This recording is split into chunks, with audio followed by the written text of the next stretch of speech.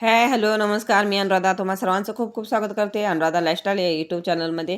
तर बघा, मी भाजी दाखवते आणि ही भाजी मी नाही बनवली आहे, माझ्या आईने बनवून दिली होती.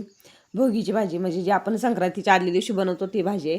आणि मला ही आईने भाजी दिली होती. आईने सांगितलं होतं की तू फक्त भाकरी बनव, मी भाजी देते तुला. तर मी खरंच खूप लकी आहे की आईच्या हातचे पदार्थ मला लवकरात लवकर खायला मिळतात जवळ असल्यामुळे. आणि माझ्या हातचे सुद्धा आईला देता येतात मला. तर इथे चहा वगैरे पिऊन झाला, कारण खूप थकवा आला होता.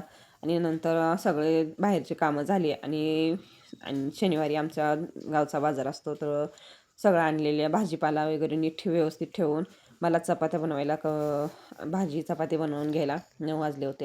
आणि शेवटच्या चपाती जेवढे बनवायची राहिली होती तेवढी मोठ्या मुलीने हट्ट केला की मम्मी मी चपाती बनवते. तर ठीक आहे म्हटलं, तू बनवायला शिकतेस तर शिकून घे. तेवढ्यात यांनीच तिच्या हातून पोळपट लाटणं घेतलं आणि स्वतःच चपाती लाटली. बघा किती गोल गोल चपाती आली आणि इतकी छान. माझीसुद्धा एवढी गोल चपाती येत नाही. इकडून इकडे कोण निघताच थोडे का होईना.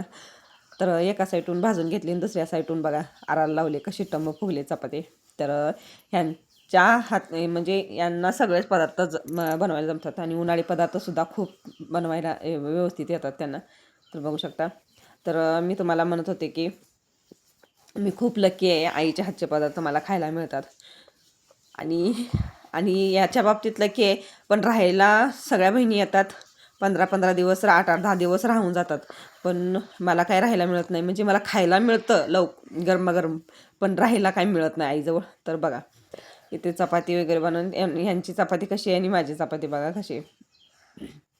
इतकी छान चपाती बनवता येते त्यांना. आणि खरंच व्हिडिओ आवडला असेल तर लाईक करा, शेअर करा आणि सबस्क्राईब करायला विसरू नका. चलो, बाय बाय.